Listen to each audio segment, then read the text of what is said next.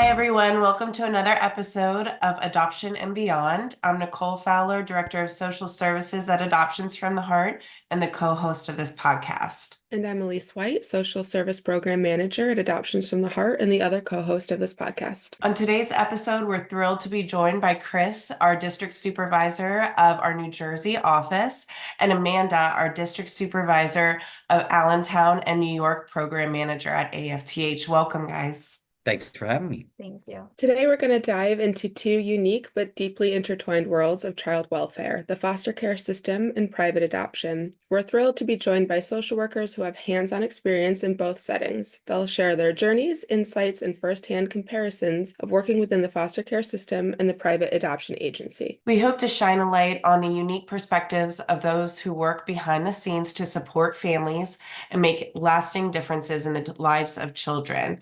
So whether you're a prospective adoptive parent, a professional in the field, or simply curious about these vital aspects of child welfare, stay tuned for an episode packed with invaluable insights. Chris and Amanda, thank you for joining us today. Before we get started with our conversation, we would like to go into our What's Buzzing segment. Myra, what do you have for us today? Thank you, Alyse and Nicole, and welcome Chris and Amanda to this episode. So I actually have, I would like for Chris and Amanda to participate in this segment with us. So how this works is I will be bringing you guys a topic, and then at the end, I will ask a question related to the topic that I will be talking about. With that being said, today, I just have a little bit about National Adoption Month. So as many of you guys know, National Adoption Month is in November, but what some people may not know, our listeners, is that National Adoption Month started as a way to bring attention to children in foster care. And as we get closer to November, I would like to read just a little bit about the history and ask you guys what you think National Adoption Month is important. So in 1976, the Massachusetts government announced an adoption week through the Children's Bureau of U.S. Department of Health and Human Services to promote the need for adoptive families for children in foster care. National Adoption Week officially began in 1984 by President Reagan with the specific goal of bringing attention to the need for adoptive parents for teens in the foster care system. Then in 1995, President Clinton expanded it into a month.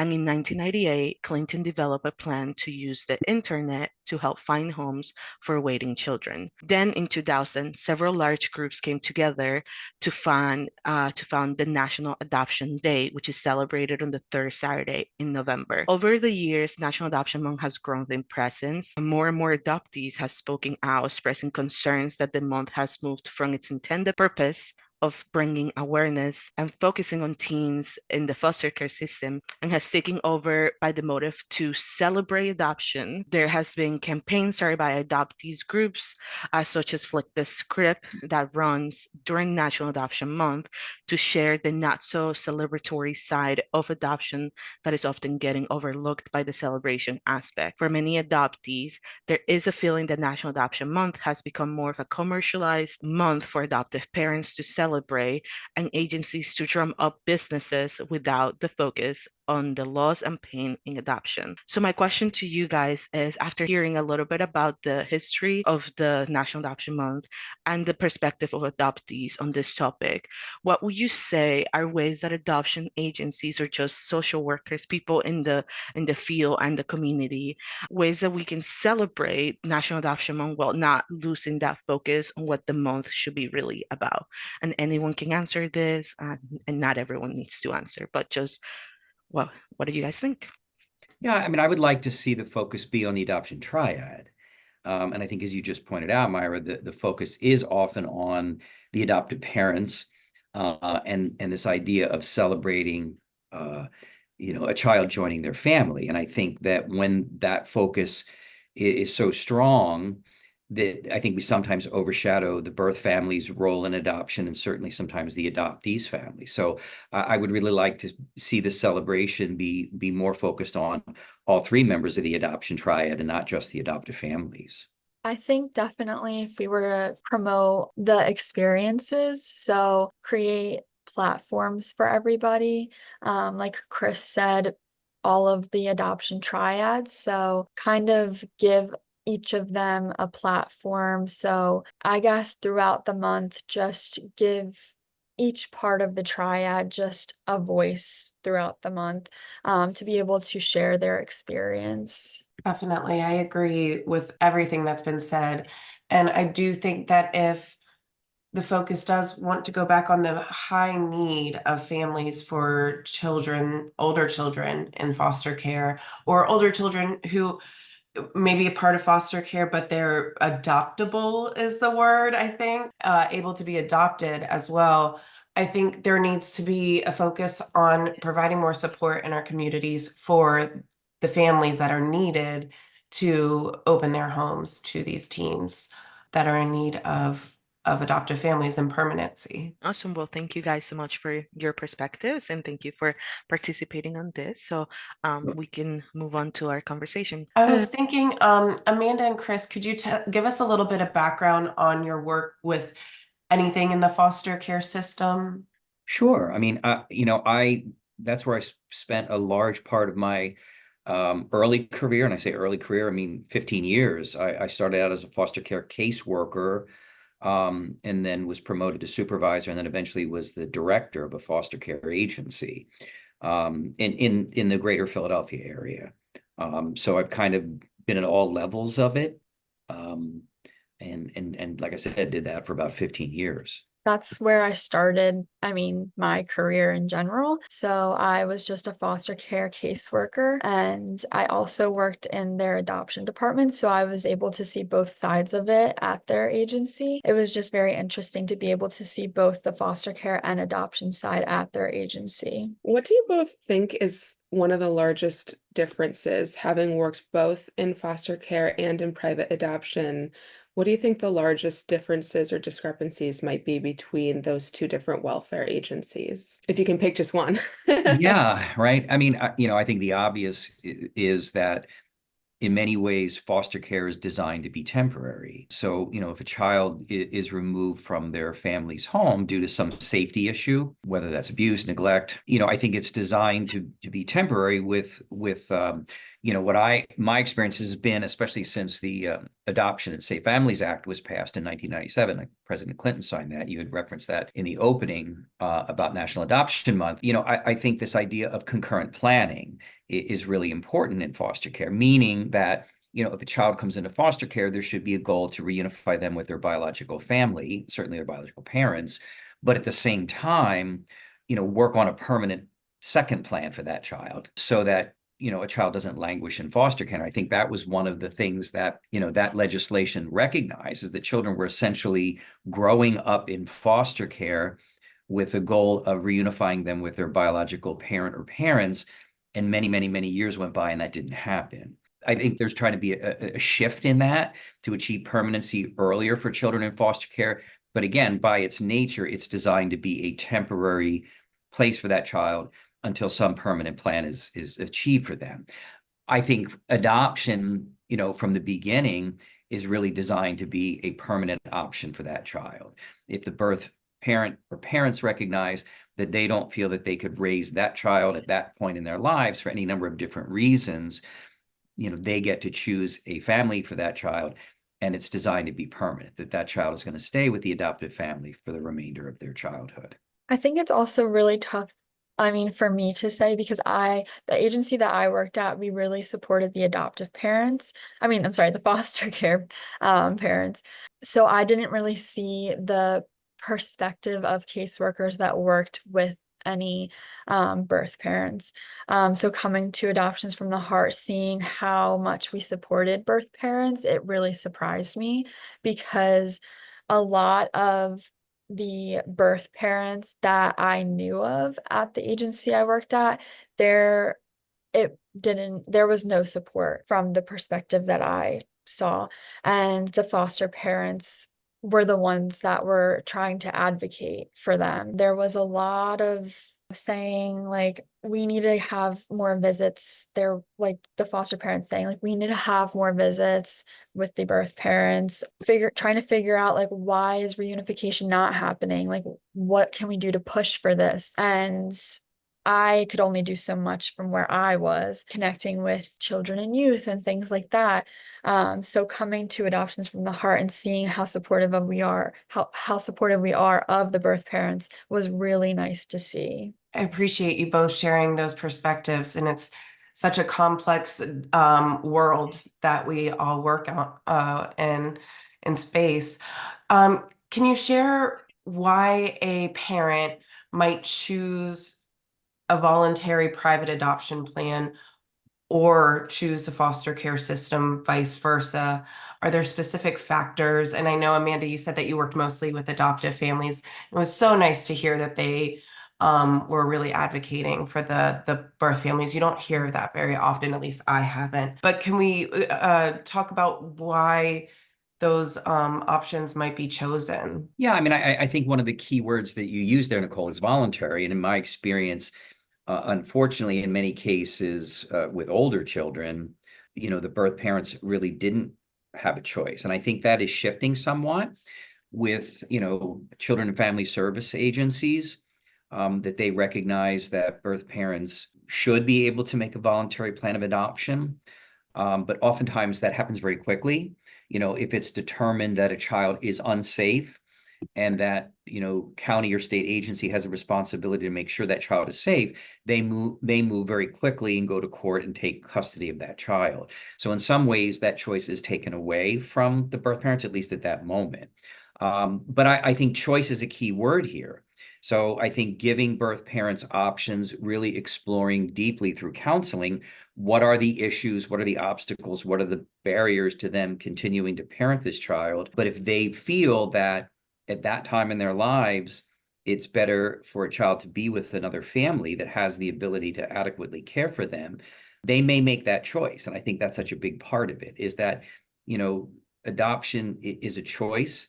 And sometimes foster care isn't. Yeah, I think that it's a lot about if they feel that they can do it in, usually I think that the time period is 15 months until reunification, if I'm correct, at least in Pennsylvania. If they feel that's something they can do in that amount of time, like get things together in terms of finding a job and finding somewhere to live and things like that. And a lot of times the caseworker will help them to find all of those resources. So if that's something they feel like they are motivated to be able to do, foster care is the best option for them. But if not, then adoption is the best option for them. And that's just a conversation that we have to have with them, and they have to be honest with themselves about that. And I think, to add to that, this issue of choice, in adoption, birth parents often get to choose the adoptive parents for their child, out of a number of adoptive parents that match their situation. And they also often have the ability to choose openness and to continue to have contact with their child in the adoptive family, whether it's pictures, letters, in-person visits, and things like that. And again, oftentimes in the foster care system, they don't get a choice over which foster family their child is placed with. There may or may not be openness through visitation. I find it interesting, when I first started in the foster care system, the idea of foster parents and birth parents having any sort of contact was actually sort of prohibited by the agencies. And as time evolved, I'm happy to say that not only was that prohibition removed, but it was actually encouraged for the foster parents to help facilitate visitation between the child they were caring for and their birth family, regardless of whether the goal was ultimately reunification or some other permanency plan. And I think that's wonderful. I'm actually even seeing more and more with different states around the country that they're building in legally enforceable open adoption contracts for children who were in foster care and who were being adopted, which again, several years ago, that kind of a mechanism didn't exist. So that is wonderful. But I think adoption does give birth parents the choice over choosing the family for their child, as well as the ability to choose open adoption and continuing to have contact with their child. I think this leads us to a conversation. I appreciate all of that. And you guys have hit so many of our questions already that we wanted to discuss. So going back to National Adoption Month, celebrating adoptive parents so much, I think sometimes we're still in the mindset, adoptive parents, prospective adoptive parents, that closed adoptions, closed foster care placements, maybe what's best for a child. Can you share your experiences with that? Amanda and Chris, on what openness provides for a child? Yeah, I mean, I think it gives them a connection to their origin and their history, and that includes a lot of things. I mean, social history, family members, oftentimes, medical history, which can be important as the child grows older through their life. But I also think it has so much to do about their identity and who they are. And in some ways, as an adoptee, they talk about living in two different worlds, their birth family's world and their adoptive family's world, and trying to bring a sense of completeness and wholeness to them, I think is really important. It also does a lot for, the birth parents as well, just having that relationship after the fact with either the adoptive parents or the child. In one way, it creates a sense of, closure for the birth parents, but also, giving them a sense of relief knowing that their child is being cared for and who they're being cared for by. It's just a very positive experience for them.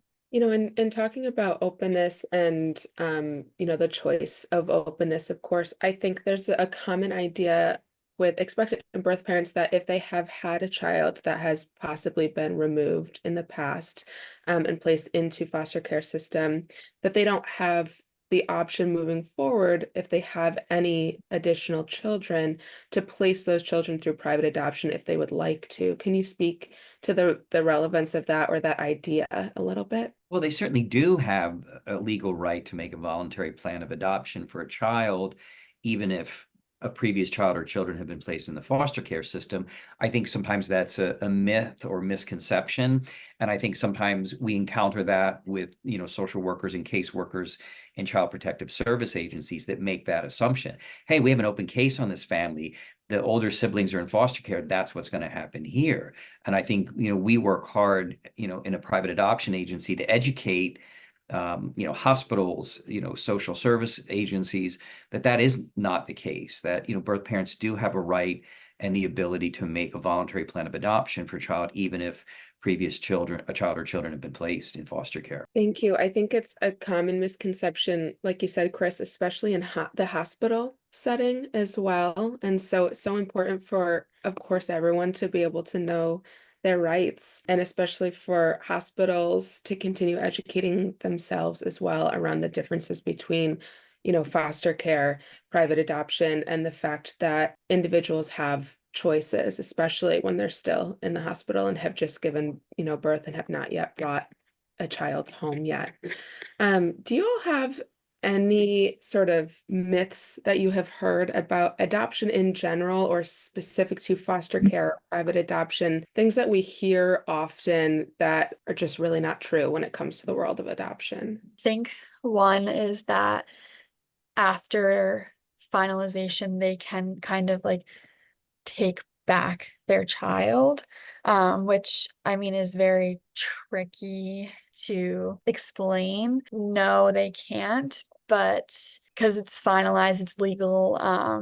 They do not have legal rights to the child. In foster care, it's a lot different. I know there has been situations where it's been very extreme that certain things have happened. I cannot, touch on that. I've never witnessed anything like that.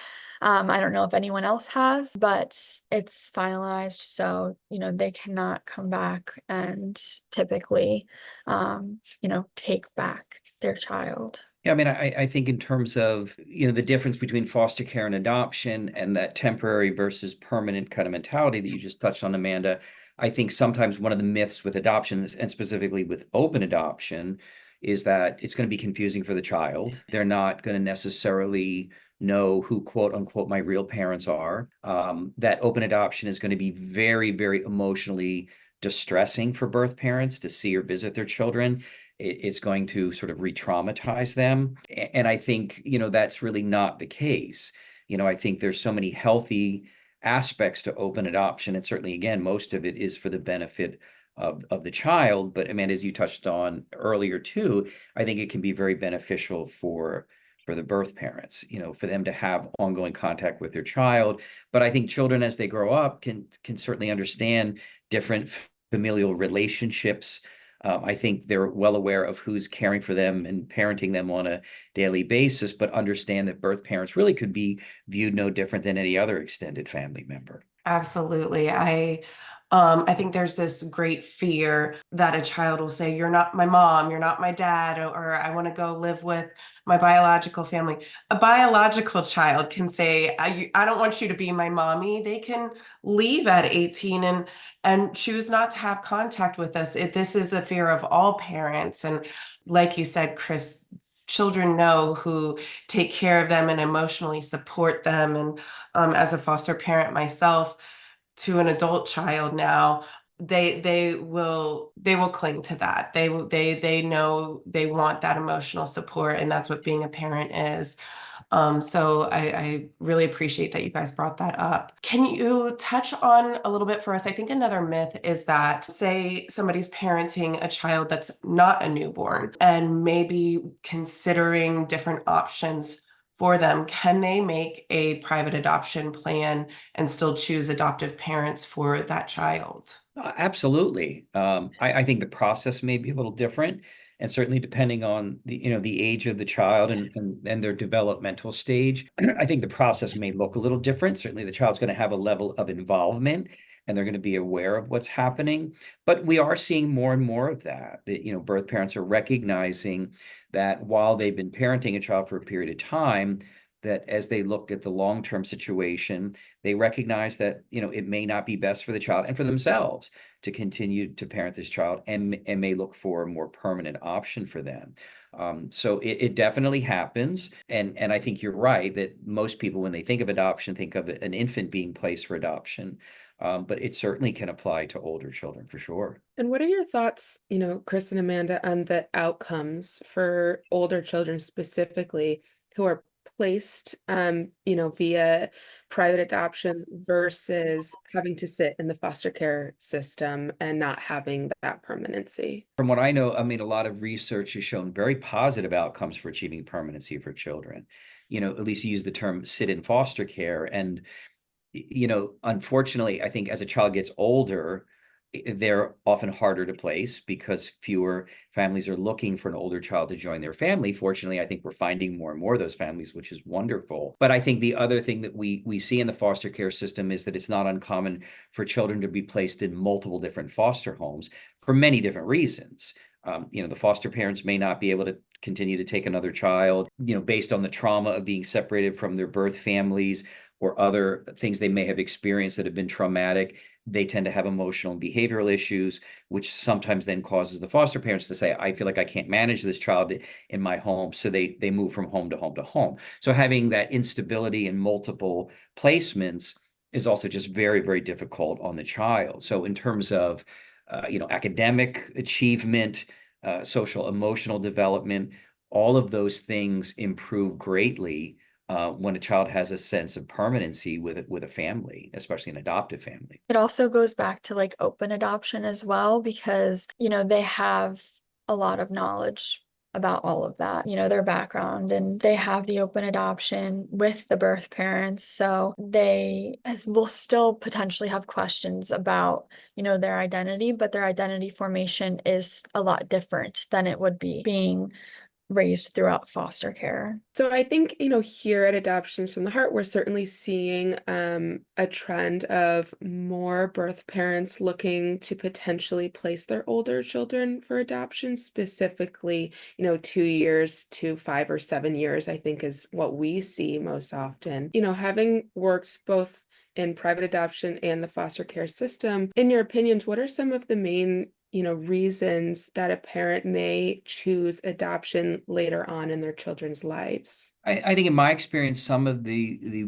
birth parents that I've worked with that have placed older children for adoption honestly considered adoption at the time the child was born, may have contacted an adoption agency, may not have, but certainly thought about it, considered it, and decided they wanted to parent and tried parenting for a period of time, maybe several months, maybe several years. But again, some of those barriers and obstacles to them parenting the child to a level that they really want to, I think they've come to a recognition that those things haven't changed. And it's a number of issues. I mean, it may be a desire to continue their education or their career.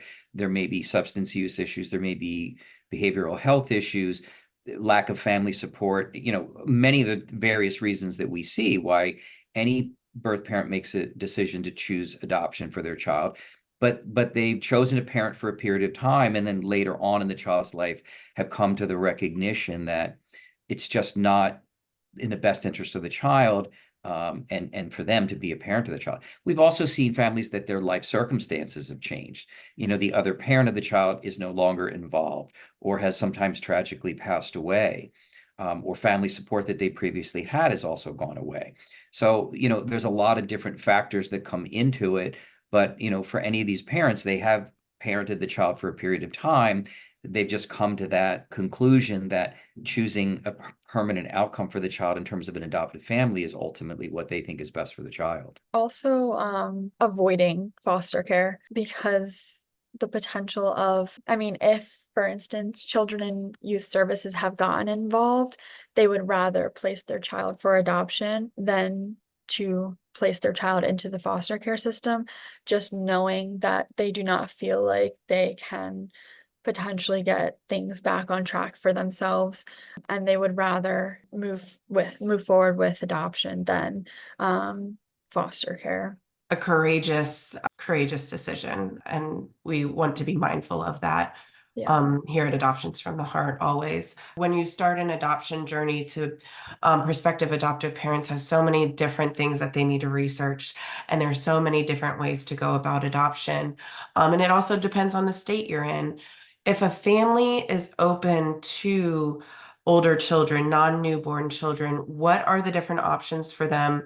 And what can Adoptions from the Heart do for a family that is looking for that? Yeah, I mean, I think they have several options. And, I do have families that come to our agency who are specifically looking to adopt an older child for various reasons. They, may never have really wanted to parent a child from infancy. They may be a little bit older and more established. And we have some families that are looking to expand their family. They may have a biological child already. And for various reasons, whether it's due to infertility issues subsequent to having a biological child, or just feel that there are children who need stability in families that they would like to expand their family via adoption. I mean, so certainly they can work with a private license agency that works directly with birth parents who are looking to place older children. Again, based on the regulations in the state in which they reside, they could consider having their home study evaluation completed by a private agency and then look to adopt children who are in foster care, most often in other states. In my experience, if you want to adopt a child in foster care in the state in which you reside, you would join that youth and family service agency. But in many of those cases, those agencies want you to foster, and people who are looking to become permanent parents through adoption may not want to go that route and not provide temporary care to a child. So there is the option of getting approved as adoptive parents through a private licensed agency, and then make inquiries for children who are legally free for adoption who are in foster care in other states. Do y'all mind talking a little bit about, there's of course challenges when you are thinking about adopting an older child, but I think there's a lot of benefits too that maybe people just don't think about. Can you share some of the benefits you've seen of adopting an older child? I guess again, it depends on, the circumstances of the adoptive family and what they're looking for. I see a lot of families that it's again adding a sibling to their family. So if that child that they're parenting is biological or adopted already, adding a child to your family, creates a sibling relationship, which didn't previously exist. I certainly think there's a lot of benefits for the child in terms of achieving permanency, for sure. We've mentioned that. But, I think that the difference between an older child and an infant is, they're not managing the crying, the sleepless nights, and some of the things that come along with an infant experience. And as I said, there's some families that aren't necessarily interested in that, or perhaps have already gone through that and are choosing not to go through that again. There's a child who's sort of already walking and talking, and they're a little person. And I think for a lot of our adoptive families, that's a wonderfully rewarding experience. It certainly comes with a transition and adjustment, for sure. But in the families that I'm working with that are in the post-placement process and before they finalize the adoption, seeing the family go through those adjustments. And while there's bumps in the road at times, seeing those connections form, seeing the uniqueness of every situation, and in many ways sort of blending of family cultures. It's always interesting to see, the existing adoptive parent or parents culture, for lack of a better word, with their family, and the child bringing things in and having those things meld and sort of having new traditions created, new activities that perhaps the adoptive family didn't do, but the child did and brought with them. Those are some of the real special kind of warm moments that I see in blending of families. I think also communication. They're able to immediately communicate with you and bond with you then. Hopefully they're able to you're able to immediately start the bonding process with them in a way that they can start communicating back with you. So it may be difficult, obviously, because they are older and they're going to have a more difficult time adjusting. You'll be able to communicate those things and figure out, what they need in order to adjust.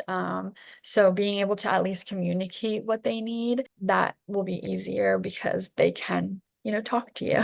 Great points. Thank you both so much. Amanda and Chris, thank you so much for that discussion. You brought up so many great and valuable points for ourselves and our listeners to think about.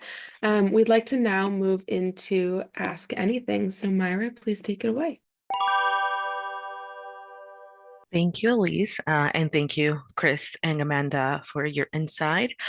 So I wanted you guys to also be part of this. So our Ask Anything segment is when we normally have questions from our audience, and they ask us the questions, and as social workers, Nicole and Alyse answered these questions. But today I wanted to bring you guys into to hear from your perspective. So this question comes from Melanie. Melanie's a birth mother, and she's saying National Adoption Month can be difficult or even triggering time for birth parents and even adoptees.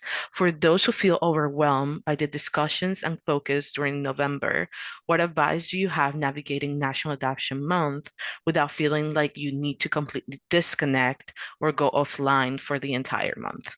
Being able to connect with other birth parents is so important. And, especially through support groups, and certainly our agency provides that. And I know many do. But I think having a space where you can share your feelings and how a National Adoption Month may trigger feelings that you've had, I think sharing those feelings or hearing the experiences of others, I think can be really beneficial. I agree, Chris. I think just validating the way that you're feeling and the fact that that might look different from what you're seeing on mainstream television or news outlets, that for you, it might be a hard time, and it may bring up some past emotions, and it's important to try your best to face those head on with your support system, like Chris is talking about, reaching out to adoption competent therapists if you feel like you're struggling, finding those outlets to be able to express yourself in the way you're feeling, even if those emotions don't match up with sort of the happiness that we see in our mainstream news outlets surrounding Adoption Awareness Month. I would also say preparation, like go into it knowing that this is going to be how you feel. Don't ignore your feelings. So take what, Chris and Alyse said and, prepare for these feelings and reach out to other birth parents ahead of time and, talk about these things before it comes. So, this is how I'm going to feel. How can we address these things before it happens? Absolutely. And everybody is going to have such a unique experience in kind of identifying maybe where that grief comes from. Is it a lost hope of a relationship with the adoptive family? Is it the grief of watching your child grow, kind of identifying that so then you can maybe share your story with somebody who has a similar story. And if you're open to it, not everybody would be, but taking that power back and sharing your story So you don't have to go offline, but definitely great options for people who are more private or people who are ready to share their experiences with others too. Thank you guys so much for your answers. And as always, if you guys have, for our listeners, if you guys have any questions, please leave them on our Spotify comment section or on the comment section on YouTube, and we will grab your questions for next time so we can get back to our conversation. What a great conversation with Chris and Amanda today.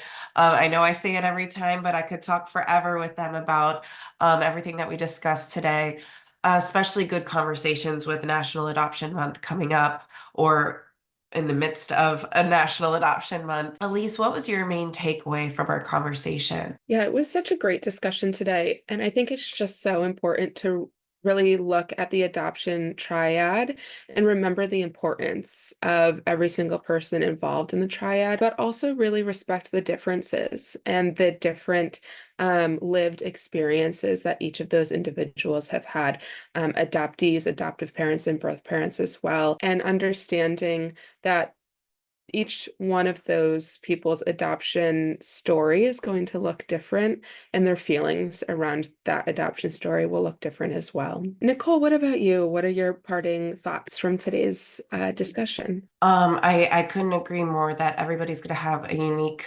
perspective and feelings and emotions surrounding their part in the adoption triad, and reaching out to others is so important. I think one of my main takeaways from this is prospective adoptive families and prospective foster families need support and need help from our community.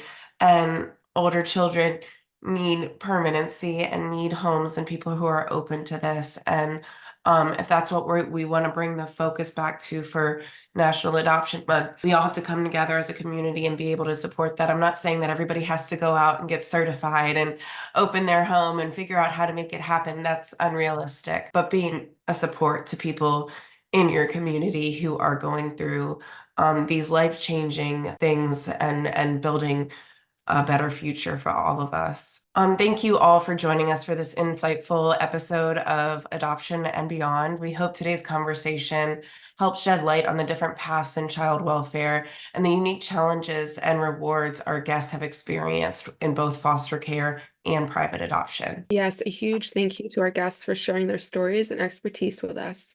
If you're considering foster care, adoption, or just interested in learning more, remember there are resources and professionals here to support you every step of the way. As always, if you enjoyed today's episode, please rate, review, and subscribe wherever you listen to podcasts. And don't forget to follow us on social media at Adoptions from the Heart for more updates and discussions.